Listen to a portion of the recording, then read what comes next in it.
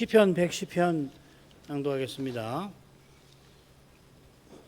여호와께서 내 주에게 말씀하시기를 내가 네 원수로 네 발등상 되게 하기까지 너는 내 우편에 앉으라 하셨도다. 여호와께서 시온에서부터 주의 권능에 호를 내어 보내시리니 주는 원수 중에서 다스리소서. 주의 권능의 날에 주의 백성이 거룩한 옷을 입고 즐거이 헌신하니 새벽 이슬 같은 주의 청년들이 주께 나오는도다. 여호와는 맹세하고 변치 아니하시리라. 이르시기를 너는 멜기세덱 반차를 조차 영원한 제사장이라 하셨도다. 주의 우편에 계신 주께서 그 노하시는 날에 열왕을 쳐서 파하실 것이라. 열왕 중에 판단하여 시체로 가득하게 하시고 여러 나라의 머리를 쳐서 파하시며 길가에 시냇물을 마시고 인하여 그 머리를 드시리로다.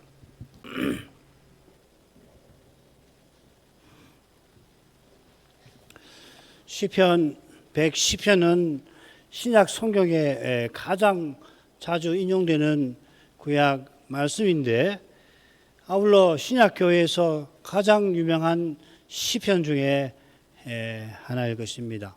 그 이유는 무엇보다 다윗의 후손이신 메시아께서 다윗의 주로 세상에 오신 바로 거기 있을 것입니다.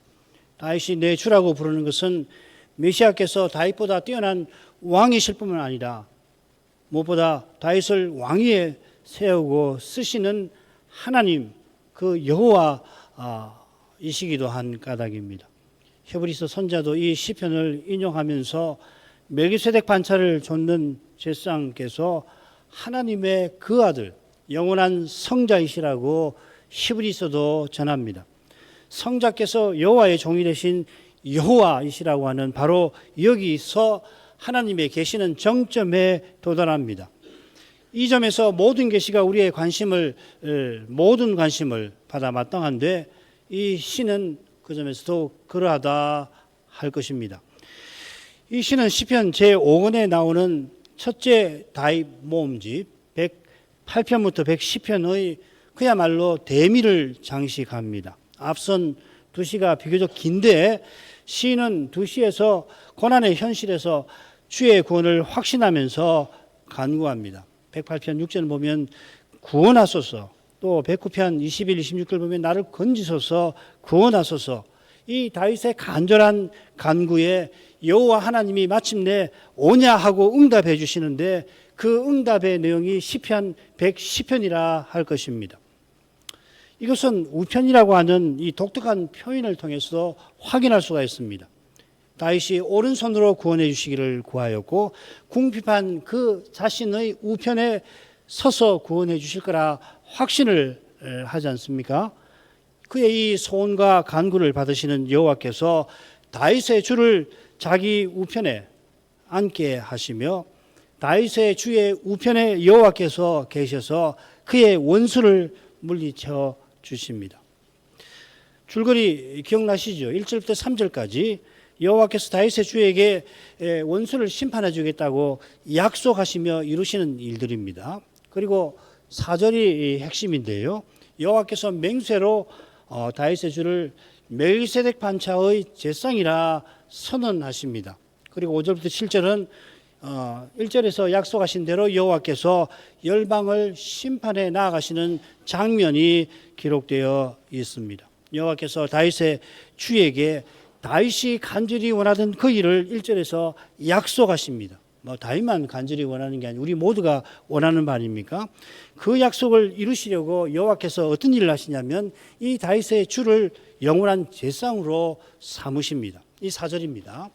이 두 말씀이 히브리서 7장에서 10장, 5장에도 나오는데 여러 번 인용이 되어 있듯이 십자가 지신 그리스도가 아버지 우편에 지금 앉아 계시는 거기서 이 예언이 실현이 되어 갑니다.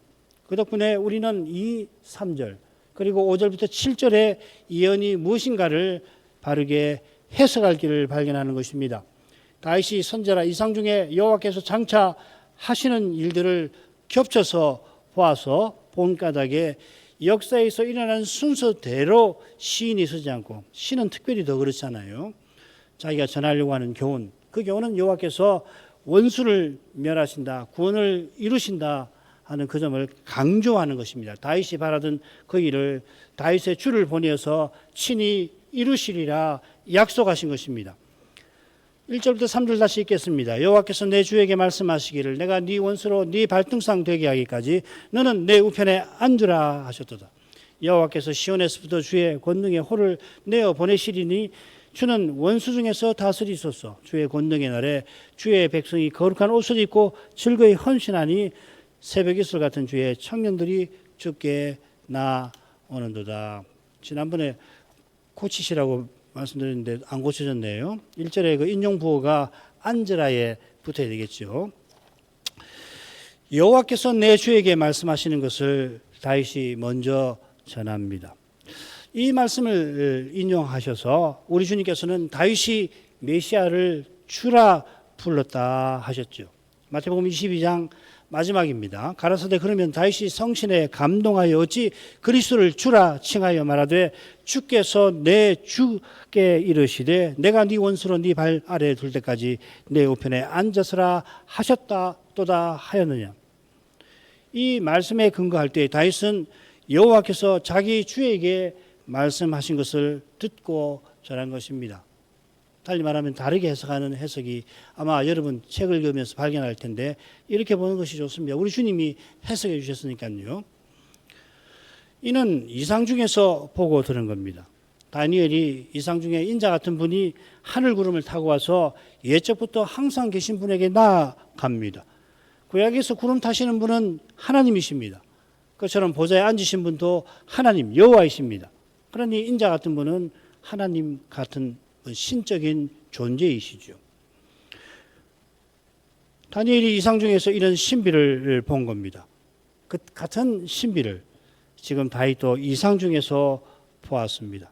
마찬가지로 마태도 주께서 내 주에게 말씀하셨다 하고서 구약은 여호와 내 주 이렇게 칭호가 다릅니다만은 마태는 똑같이 주라고 하는 칭호를 돌립니다. 히브리 헬라 말로는 큐리오스입니다. 제가 말씀드렸습니다만 아람어도 제가 잘 모르지만은 이 부분을 찾아봤는데 아람어는 히브리하고 똑같거든요. 거의 같거든요. 그런데 똑같이 주라고 해놨어요. 한 분 하나님 안에 복수의 위격이 계시는 이 신비한 사실은 계시로만 선지자의 특별한 계시로만 인정이 하는 겁니다. 게다가 삼위의 존재, 삼위의 관계에 관한 이런 계시를 떠나서 계시를 말할 수 있습니까? 계시가 뭡니까? 하나님이 자기 자신과 자기의 뜻을 우리에게 알리심 아니에요? 그죠? 이게 계시라고요. 성경이 계시라고 할 때는 종교적인 위대한 인물이 자기 체험을 써놓은 것이 성경이 아니란 말입니다. 물론 그런 내용이 있지만은 동시에 이건 하나님의 말씀이에요. 하나님이 자기 자신과 자기의 뜻을 우리에게 드러내 보이시는 것. 이게 계시 아닙니까? 따라서 계시의 핵심은 삼위의 관계, 삼위의 그 교제를 떠나서 계시를 말할 수가 없잖아요. 그런 까닭에 구약부터 처음부터 이런 계시가 늘 선지자에게 주어졌습니다. 대표적인 것이 여호와의 사자이시죠. 여호와의 사자는 여호와와 구별되면서 하나이시잖아요. 마찬가지로 여호와의 신, 하나님의 신, 창세기 1장 2절에 보면 하나님의 신이 수면 위에 운행하시니라. 태초에 하나님이 천지를 창조하시니라. 그런데 땅은 공허하고 혼돈하고 공허한데 어둠이 깊음 위에 있고 그 수면에 하나님의 신이 운행하시니라. 1절에는 하나님이 창조하셨다고 했는데 2절에 하나님의 신이 등장하신다고요. 하나이시면서 구분되시잖아요. 출애굽기 31장 3절 수도 없어요. 이런 신비한 계시가 늘 있어 왔는데도 지금 여호와께서 다윗의 주에게 말씀하시는 그 장면을 굳이 하나님이 다윗보다 탁월한 인간 왕에게 말씀하시는 거라고 그렇게 해석을 해요. 그 근거를 듭니다. 관심 있는 분은 각절 읽어보시면 됩니다. 그렇게 근거를 대서 이게 정직하다. 예, 좋습니다만은 그러나 아니 다윗 시대가 아니라 창세기 1장부터 하나님 안에 복수의 위격이 있다라고 하는 것이 드러났는데 이걸 굳이 인간왕이라고 하나님이라고 볼 것이 아니다라고 고집할 이유가 하나도 없는 거예요. 다윗의 주에게 여호와께서 약속과 명령을 베푸십니다. 약속은 내가 네 원수를 네 발등상 되게 한다 하시는 것인데, 이 약속에 근거해서 다윗의 주들어 내 우편에 앉아라 명령하십니다. 이상 중에 다니엘이 영광 구름을 타고 인자 같은 분께서 보좌에 앉으신 분에게 나아가는 걸 보듯이 계시록 5장에는 아주 흥미롭죠. 죽임당한 어린 양께서 보좌에 나가서 우편에서 두루마리를 받으시잖아요. 우편에 나가십니다. 그리고 계시록 21장 22장 가면은 어린 양과 하나님의 한 보좌가 등장하잖아요. 그것에 대한 예언이 지금 다니엘 7장 예언 아닙니까? 어려운 거 아니에요. 요한계시록 가면 지금 구름 타고 인자 같은 분이 오셔서 보좌에 앉으신 분에게 나아간다 하는 것이 뭔가 우리는 안단 말이에요. 그처럼 다윗의 주께서 여호와의 우편에 앉아 계신 것을 이상 중에 보는 겁니다. 정확하게 뭘 봤나 다윗만이 알겠습니다마는 다윗의 주 메시아께서 이미 세상에 오신 덕분에 우리는 다윗이 알던 것보다 다윗이 본 광경에 관해서 분명히 깨닫게 되는 면이 있는 것입니다. 다윗이 어쩌면 이집트 부왕이 선왕 또는 부왕의 무릎에 앉은 그런 광경을 보았을는지도 모릅니다. 그럴지라도 그 광경은 지금 성부와 그리스도의 신비한 관계를 들여다보는 장치에 불과합니다. 어떤 학자들은 이집트의 그 문양들을 가지고서 이 문양 그림을 하나 가지고 이걸 가리킨다 이야기하는데, 성경이 그렇게 이야기 안 하는데 그걸 굳이 따를 필요는 없잖아요.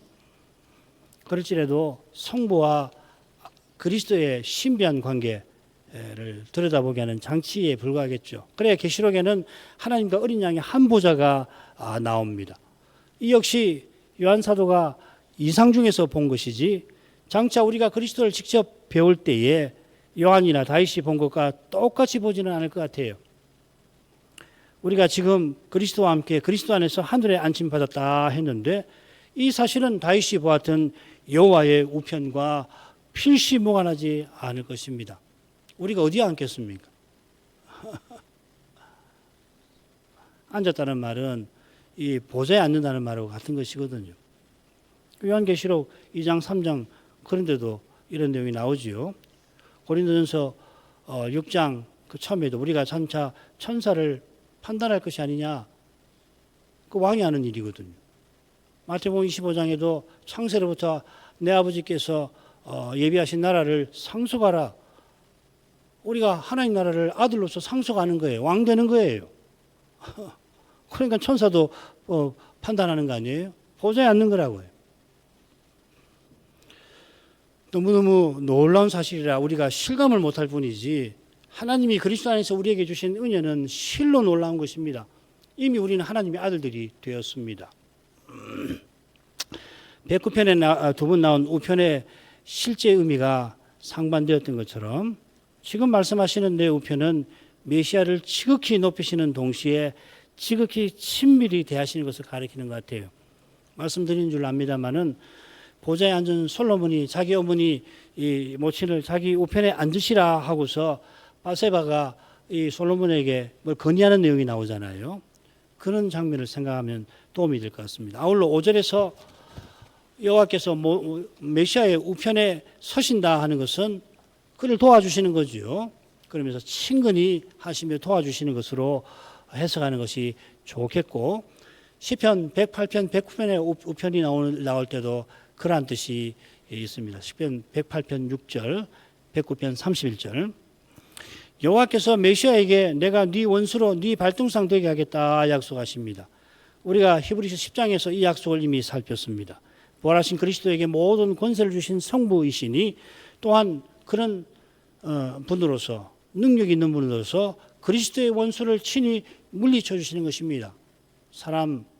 그리스도는 사람 아니에요. 인성을 특별히 가리키는데 하나님이 물리쳐 주시는 거라고요. 부활하신 날 그리스도께서 성부를 내 하나님 곧 너희 하나님이라 불렀던 것처럼, 그리스도는 늘 성신을 의지하여 하나님을 섬기는 분이십니다.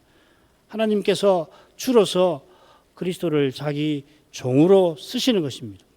다윗이 오실 메시아를 바라본 덕분에 그리스도처럼 자기가 왕이지만 여호와의 종으로 섬겼죠.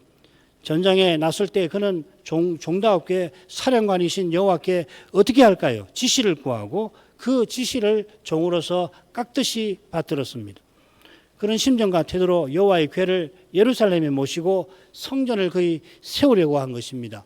거기 여호와께서 친히 보좌를 펼쳐서 친히 다스려 주옵소서 하는 거죠. 다윗대로 이렇게 살게 하신 메시아는 다윗보다 더욱 하나님을 섬기십니다. 지금 그분은 성부께서 그 약속 이루실 것을 간절히 기다리신다고 선자는 우리에게 교훈합니다. 성자로서도 늘 아버지께 순종하시니 그리스도로서도 당연히 그리하시는데 우리를 위해서 그리하시는 거죠.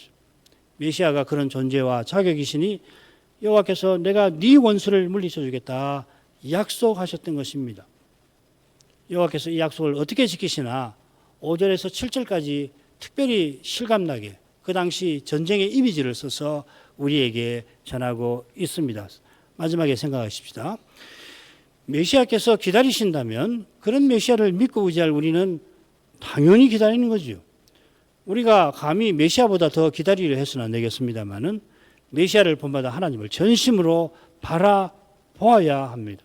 전심으로 성신을 의지하지 않으면 우리 가운데 아무도 정한 7일을 온전히 기다리지 못한 사울보다 낫지 못하게 될 것이고 아무 도시에 가서 우리가 1년을 거기 위하며 이익을 보리라고 장담하던 자들보다 우리가 결코 낫지 못할 것입니다. 그리스도께서 우리만큼 아버지의 뜻을 몰라서 우리만큼 힘이 없어서 하나님을 기다리시는 게 아닙니다. 우리보다 비할 수 없이 하나님의 뜻을 다 아시고 하늘과 땅의 모든 권세를 지니고 계시는 것처럼 그 권세 주신 아버지께서 친히 그 뜻을 이루시는 거기에 그리스도도 겸손히 쓰임을 받고자 하시는 것입니다. 이게 우리를 위하시는 그리스도의 모습이죠. 우리도 주님처럼 살게 하려고 그리 하시는 것입니다. 이를 위해서 주님은 심지어 성신으로 지금 우리 안에 사십니다. 우리가 할 일은 이 성신을 의지해서 주님이 우리를 통해서 우리를 통해서 드러내게 내시게 하는 것입니다.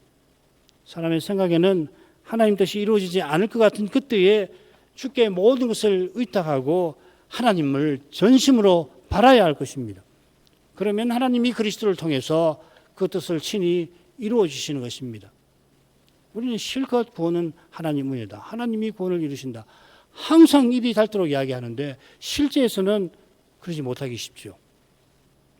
어려운 겁니다. 하나님이 구원하시는 거예요.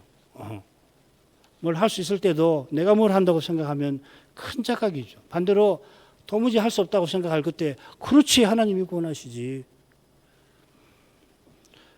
그런 교회와 신자를 원하시는 대로 쓰시는 것입니다. 이 3절은 시인이 자기 주께 아뢰는 말씀입니다. 여기 주 두 번 주의 권능의 홀 주는 다스리소서 3절에 보면 4번 나옵니다. 주의 권능의 날 주의 백성 주의 청년 주께 나오는도다 6번 또 5절에도 보면은 주의 우편에 계시는 주 앞에 주 이렇게 7번은 시인이 다윗이 자기 주를 부르는 겁니다. 영어로 하면 you입니다. you, your 7번 그리고 여호와 하나님이 다윗의 주에게 너라고 2번 부르시죠. 그죠? 1절 5절 너는 내 우편에 그리고 너는 영원한 제사장이라 1절하고 4절이네요. 5절이 아니고 그러니까 이 주인을 뜻하는 주인 한자로 주 있지 않습니까? 그 주는 1절과 5절에 나오는 겁니다. 다윗의 내주할 때 여호와께서 내주할 때 그건 정말 한자말로 주라고 써야 되는 주에 해당되는 말입니다. 그리고 5절에 보면은 이 뒤에 나오는 주 주의 우편에 계시는 주 이거는 주입니다. 아도나이입니다. 이게 좀 어렵죠, 그죠? 우리가 이 어른에게 하나님께 너라고 그대라고 쓰지 않잖아요. 그래서 다 주라고 바꿔놨거든요. 그래서 말씀드린 대로 거기 동그라미를 다 쳐서 이거는 시인이 당신이라고 자기 이 주에게 부르는 말이다. 이렇게 표시해 놓고 이해하시면 좋습니다. 다윗은 여호와께서 하실 일을 자기의 주님에게 고하고 메시아께 거룩한 청을 드립니다. 여호와께서 하실 일은 주의 권능의 홀을 내어 보내시는 것입니다. 권능의 홀은 왕의 통치권을 가리키죠. 여호와께 주실 통치권을 주의, 다윗의 주의 권능의 홀이라 했습니다. 이 통치권이 여호와께서 주실 것이니까 본래 여호와의 것입니다마는 다윗의 주에게 주어 행사하게 하실 것이다 이 말이죠. 그게 마태복음 28장 18절이죠. 하늘과 땅의 모든 것을 내게 주셨으니. 이 일은 1절의 약속과 무슨 관계가 있습니까? 여호와께서 메시아의 원수를 발등상 되게 하실 일은 분명 재림 때에 있을 겁니다. 그런데 여호와께서 메시아에게 권능의 홀을 보내시는 일은 메시아가 받은 권세로 원수 중에서 다스리는 것과 붙어 있죠. 이거는 원수를 다 물리시는 게 아닌 원수가 아직 있는 현실이죠. 그죠? 원수가 메시아의 발등상 되기 전입니다. 원수를 발등상 삼는 것은 완전한 정복을 가리키는데 원수 중에서 메시아가 다스린다는 것은 아직 원수가 메시아와 하나님을 대적하는 시기라 상태라는 걸 보여줍니다. 그게 5절부터 7절의 장면이죠. 여호와께서 그 일을 역사 중에서 힘써서 이루고 계시는 중입니다. 여호와께서 메시아의 우편에 계셔서 친히 열왕을 치고 계십니다. 그 기간에 메시아도 받은 권세를 가지고서 통치를 하십니다. 이것이 시온에서 권능의 홀을 보내시는 사실과 도 붙어 있습니다. 시온에서 이스라엘의 구원이 나오죠. 이는 메시아를 보내어서 구원하실 일을 가리킵니다. 그래서 홀을 보내신다 하는 말을 굳이 쓸 때도 준다 하지 않았거든요. 시온에서 홀을 주신다 하지 않고 보내신다고 한 것도 이 메시아 보내는 거하고 관계되는 겁니다. 로마서 11장 26절이 바로 그것이죠. 시온은 여호와께서 거기 성전, 자기 궁전과 보좌를 세우신 곳인데 이 성전은 지성소에 임재한 영광 구름을 가리키고 이 구름 속에 여호와께서는 영원한 보좌에 앉아 계십니다. 시온에서 이 표현은 하나님께서 영원한 보좌에서 메시아를 보내신 것을 가리킵니다. 그래서 메시아께서는 아버지께 보냄 받은 분이라 자기가 내 아버지께서 나를 보내셨다. 내가 아버지께 보냄을 받았다. 이 표현을 요한복음에 얼마나 많이 쓰는지 모릅니다. 메시아께서 원수 중에서 다스리시는 일이 어떤 것인지 3절을 통해서 우리는 짐작합니다. 3절이 2절과 연결되는데 주의 권능의 홀, 또 주의 권능의 날 여기서 암시되죠. 똑같이 권능이라고 번역했지만 원문은 다릅니다. 단어가. 메시아가 권능의 홀로 원수 중에서 다스리는 때를 메시아의 권능의 날, 하일의 날이라 오즈의 홀로 다스리시는 때를 하일의 날이라고 부릅니다. 왜 다른 낱말을 썼는지 3절에서 짐작할 수 있습니다. 여기는 메시아의 원수가 아니라 메시아의 백성이 등장하고 이들이 대적하는 원수들과 달리 즐거이 헌신합니다. 우리는 그들이 누군지 압니다. 우리입니다. 그들은 메시아께서 권능의 홀로 다스리는 원수 중에서 나온 백성 삼으신 자들입니다. 우리가 원수되었을 때 하나님이 자기 아들을 십자가에 달리게 하셔서 우리를 백성 삼으셨죠. 이 놀라운 일이 이루어지는 시기가 메시아의 초림과 재림 사이입니다. 2, 3절, 5절부터 7절은 이 사이의 기간에 있을 일을 다루고 있습니다. 어떻게 원수 중에서 백성이 나왔나? 4절이 해답이 될 것입니다만 3절에서도 우리는 4절의 내용을 아니까 살필 수 있습니다. 메시아의 백성이 거룩한 옷을 입고 즐거이 헌신합니다. 거룩한 옷은 제사장과 관계되고 제사장의 옷이지요. 요컨대 권능의 날에 제사장 나라가 등장하는 것입니다. 다윗도 제사장 나라의 사명을 이루려고 언약궤를 옮기고 성전을 짓고자 했는데 그때는 다윗 때는 모든 백성이 제사장이 아니었고 아론 자손만 제사장이었습니다. 그래 다윗이 이 레위 찬양대를 세운 것은 이 거룩한 일에 종사하는 사람의 범위가 확대되는 거 아니에요? 지난번에 역대기 상할 때 제가 말씀을 드렸습니다. 에스라 느헤미야 시대에 가면은 그게 더 확대가 되죠. 그래서 성벽을 쌓을 때에 거기 백성들이 함께 가면서 찬송을 드리잖아요. 다윗 시대에 레위인들이 하던 일들을 느헤미야 시대 때는 백성이 하잖아요. 그때로부터 거룩함이라고 하는 것이 성에도 붙는 거예요. 거룩한 성은 그때부터 등장하는 겁니다. 그 이전에는 거룩한 집, 성전, 거룩한 천막 이렇게 혹은 거룩한 산 이렇게 되어 있죠. 거룩한 성이라고 하는 말은 바로 그 사건과 관계되는 거예요. 그러니까 포로에서 돌아왔으니까 사람 보기에는 왜소한 식민지 백성들만 있지만 하나님은 그 백성들이 이전에 레위인들이 하던 일들을 하도록 하셔서 역사가 발전하도록 하신 거란 말이죠. 자, 다윗이 이상 중에 메시아의 날을 보니까 메시아의 날에는 메시아의 백성이 전부 제상 옷을 입고 있습니다. 그리고 즐거이 헌신해요. 이 헌신한다 라는 말이 낙헌제라는 말인데, 낙헌제는 하나님 뜻을 깨닫고 자신을 기쁨으로 드리는 심정과 태도를 담은 제사 아닙니까? 이들이 지금 주께 자기를 드리는데 무엇을 위해서 그렇게 합니까? 그 실마리가 주의 권능의 날에 있습니다. 5절부터 7절과도 붙어 있습니다. 이 날은 여호와께서 메시아의 원수를 물리치고 계시는 날인데, 메시아도 여호와께서 주신 권능으로 이 일에 쓰임을 받고자 합니다. 그 거룩한 뜻에 메시아의 백성이 자기를 드리는 겁니다. 신약 성경이 이 일을 교훈합니다만 히브리서는 바로 이 시를 직접 인용해서 그 교훈을 우리에게 전하죠. 배도의 위험에 처한 신자들에게 히브리서를 보냈는데, 이 배도만큼 주와 교회의 애를 대적하는 일이 없습니다. 원수마귀가 택하신 백성도 삼키려고 거짓 교훈의 강물을 토해낸다 하였습니다. 원수는 전과 같이 서신받는 교회의 목숨도 노립니다. 이 두려운 도전을 이기는 길이 멜기세덱 반차를 좇은 대주상의 간구와 그분을 본받는 인내에 있는 것입니다. 우리를 위하여 간구하시는 그리스도를 의지하면서 그리스도와 함께 인내하며 고난받는 교회와 신자가 거룩한 전쟁에서 승리를 거둔다, 배도의 위험을 돌파하고 나갈 수 있다 하는 것입니다. 여호사밧이 주변 나라와 전쟁할 때 먼저 백성과 더불어 여호와 앞에 경배를 드리고 이어 레위 찬양대가 여호와께 찬송하게 하였습니다. 바로 이것이 거룩한 옷을 입고 즐거이 헌신하는 모습입니다. 백성의 경배와 레위인의 찬송을 받으신 여호와께서 친히 거룩한 권능을 원수들에게 이어 나타내셨죠. 거기에 여호사밧과 군대를 쓰셨죠.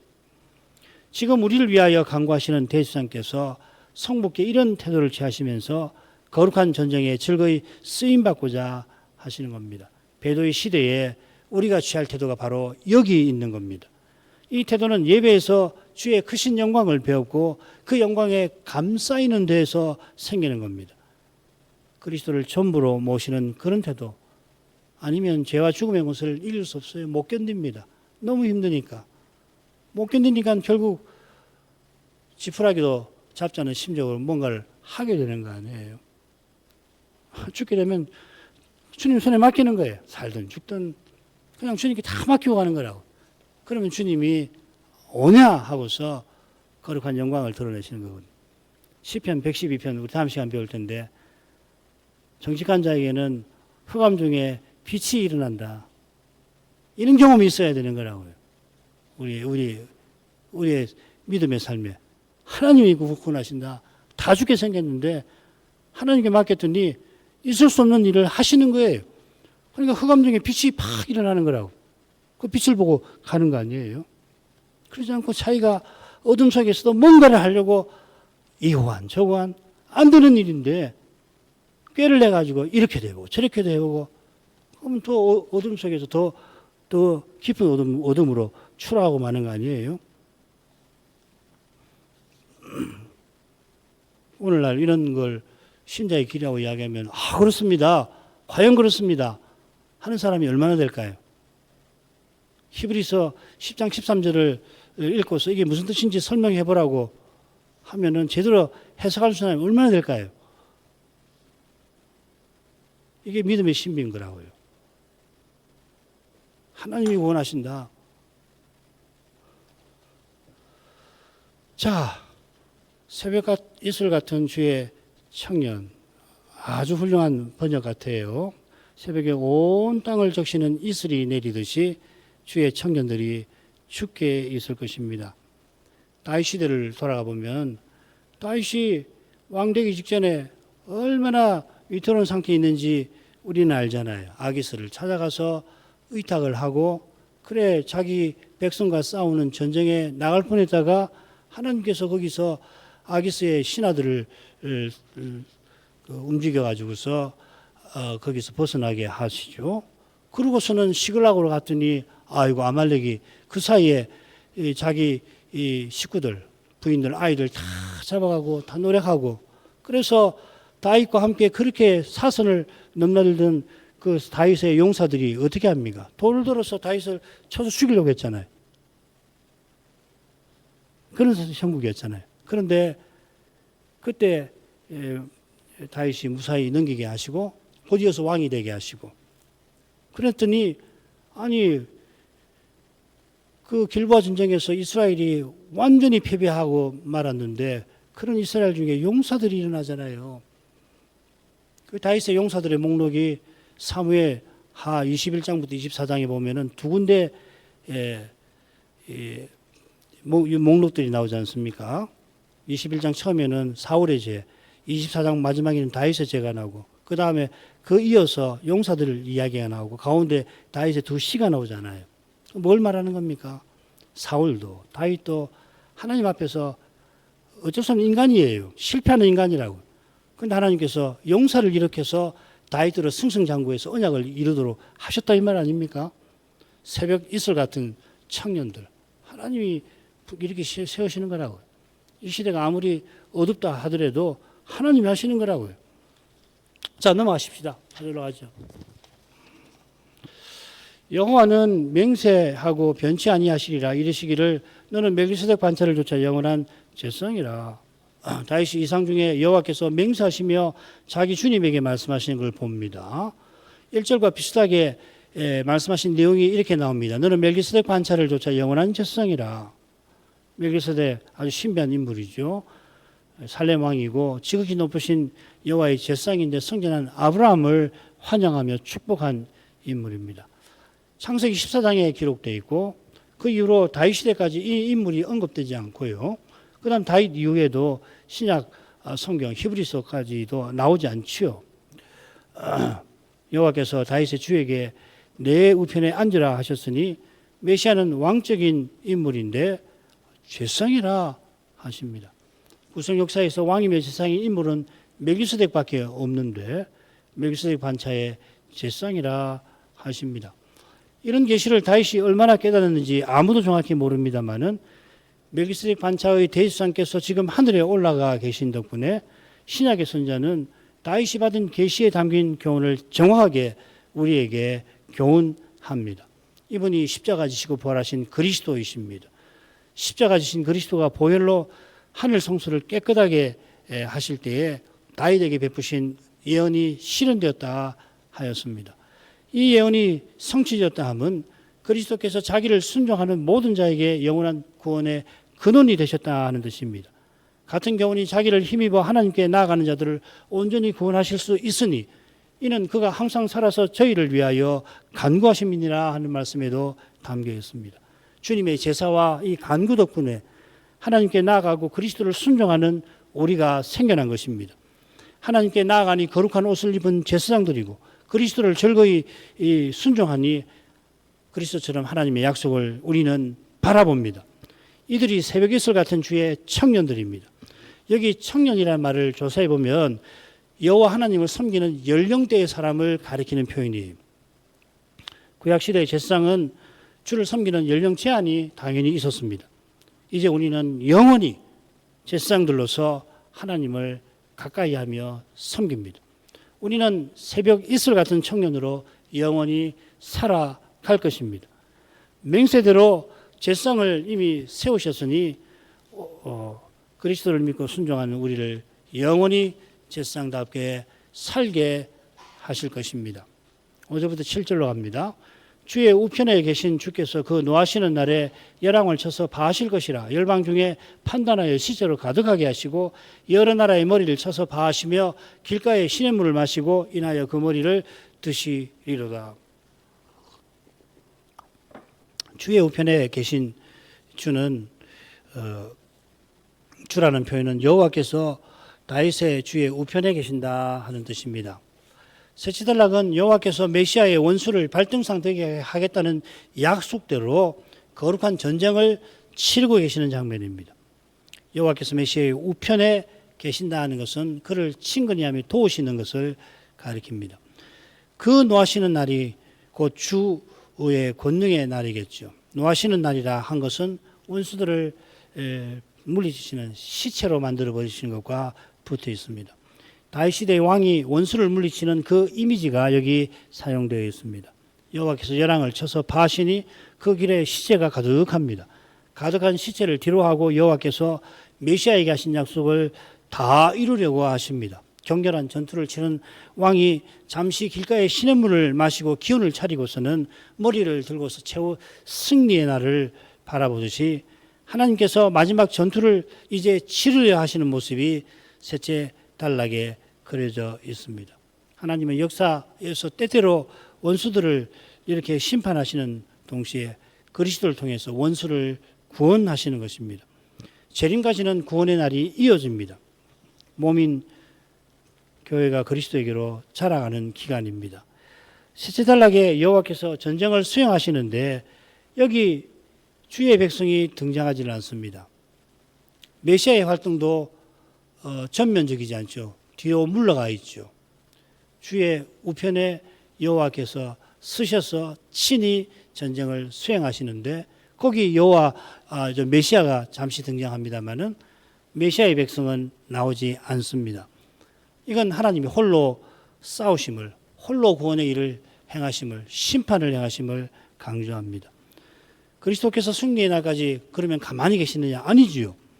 권능의 날에 원수 중에서 다스리십니다. 원수 중에서 자기 백성을 일으키십니다. 그들을 위해서 간구하셔서 즐거이 헌신하게 하십니다.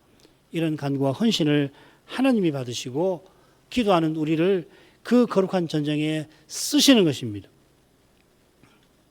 하늘과 땅의 모든 권세 받으신 그리스도께서 제상으로서 아버지를 간절히 기다리시는 이 사실을 우리가 늘 마음에 새겨야 합니다. 인생이라 열길 물에 빠질 때에 그 지푸라기라도 붙들려고 살려고 말이에요. 열길 물속에 빠져서 죽을 수밖에 없는데도 어떻게든지 살아보려고 지푸라기를 붙잡으면 더 빠질 텐데 인생은 붙들려고 하는 것처럼 어려운 현실을 만나면은 벗어나려고 사람으로 행하지 않을 수가 없습니다. 주께서 두신 형편이라면 당장 죽을 것 같아도 주님과 그 말씀만을 의지할 것입니다. 그러면은 말씀하신 대로 주님이 친히 이루시는 것입니다. 교회 역사에서 실로 두려운 시대가 우리 앞에 더 힘들게 펼쳐지고 있으니 우리를 위해서 간구하시는 주님을 더 바라보아야 합니다. 주님에게서 구원이 신비하게 거룩하게 임하는 것입니다. 예배는 그 영광을 보는 현장입니다. 기도하겠습니다. 거룩하신 아버지 다윗이 주의 오른손으로 구원해 주시기를 구하고 궁핍한 자기의 우편에 여호와께서 써주실 것을 계실 것을 바라보았는데 그가 바라고 구하는 것을 귀히 여기시고 여호와께서 이상을 통하여 다윗에게 친히 답을 주신 줄 믿습니다. 이상 중에서 여호와께서 자기 주에게 약속하시며 명령하신 그 말씀이 십자가 지신 그리스도께서 하늘에 오르신 거기서 이미 성취가 되었고 되어가고 있나이다. 다윗의 주이신 이 메시아께서 다윗의 후손으로 오셔서 다윗이 멀리서 바라보던 그 구원을 이제 대지상으로서도 이루어 가십니다. 대지상으로서 그리스도는 아버지께서 약속대로 자기 원수를 자기 발등상 되게 하실 그 일을 간절히 기다리시며 여전히 원수의 무서운 공격을 받아야 하는 이런 연약한 우리를 위하여서 간구하십니다. 그리스도의 간구를 받으시고서 아버지께서는 이 연약한 인생이 하나님이 이루시는 그 거룩한 일에 쓰임을 받도록 써주십니다. 이 교훈이 이 시대에 참으로 절실한 것을 히브리서를 통해서 배우게 하셨습니다. 이 교훈을 더욱 마음에 새기게 하셔서 더 그리스도를 바라보게 해주시고 특별히 참된 것과 사이비한 것이 혼동되어서 무엇이 참인가를 알기 어려운 이런 시대에 참된 믿음, 진실한 믿음, 그리스도를 전부로 오직 그리스도를 전부로 삼는 그런 믿음으로 살아가도록 은혜 베풀어 주시옵소서. 예수님 이름으로 기도합니다. 아멘.